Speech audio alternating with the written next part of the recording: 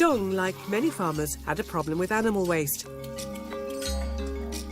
With 100 pigs, 100 ducklings and a buffalo, he had a mountain of manure to contend with. The solution? A biogas plant. Before we had the biogas plant, there was a horrific stench, very dirty and smelly.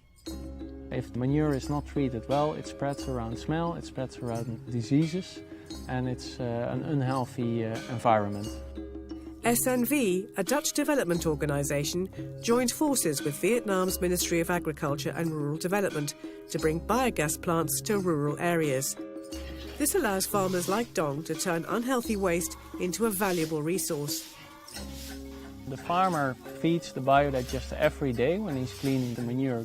In the digester itself, an anaerobic fermentation process starts, which is a bit the same as in your own stomach, in which the same processes happen. Also there gas is produced, and the biogas is led via a piping system to the kitchen. And the household toilet is connected as well. All this is washed away to the underground tank to keep the environment hygienic. The methane gas produced by the biogas plant helps to clean up another problem that plagues rural areas: indoor air pollution. I used to burn either garbage or wood. When there was smoke, it made me cough and gave me sore eyes. Breathing in the dust and ash also made me cough. Biogas is not just used for cooking, it can light homes too. If we have a power cut, we use a biogas lamp instead. Or we can use it to save electricity. Having a biogas system saves women nearly 2 hours a day. But Tuan doesn't have one yet, so she still has to do things the hard way. When I can, I do this to get fuel for cooking. We may spend the whole Sunday collecting. Smoke from cooking fires is a global health problem, thought to cause over 1.5 million premature deaths each year.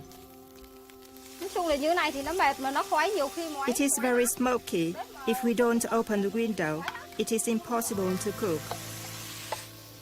Having heard about the benefits, Tuan has decided to pay to have a biogas system installed.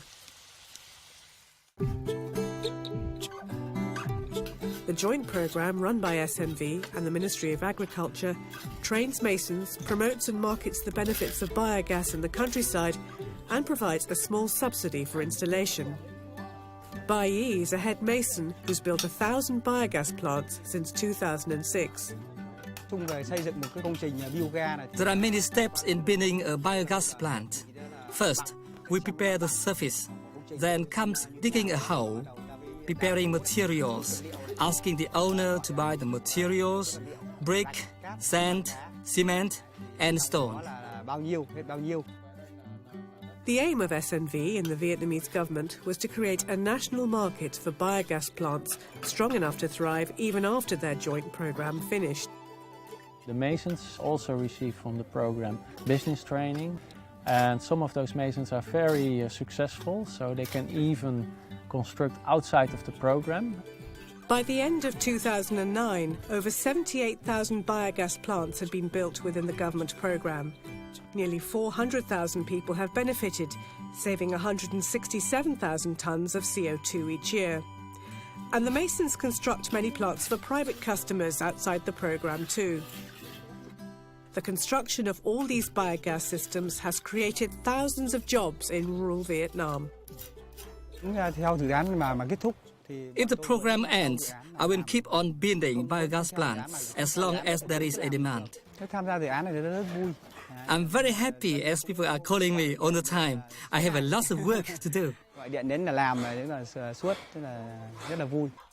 Rural employment and free clean cooking fuel are just some of the benefits. Turning animal and human waste into energy reduces health and environmental hazards. And for farmers like Dong, there's an added advantage: the nutrient-rich slurry left after the biogas has been produced. This slurry is really good for the tea trees. We use a lot of less chemical fertilizer now. At over $500, a biogas plant is a sizable investment for a farming family, but it's money well spent. If you calculate the benefits of the gas and of the slurry for an average farmer, within 2.5 to 3 years, the investment is paid back. The current programme ends in 2012, but the promotion of biogas will continue. Biogas is here to stay as long as there are farmers raising pigs or cattle. There are almost 1 million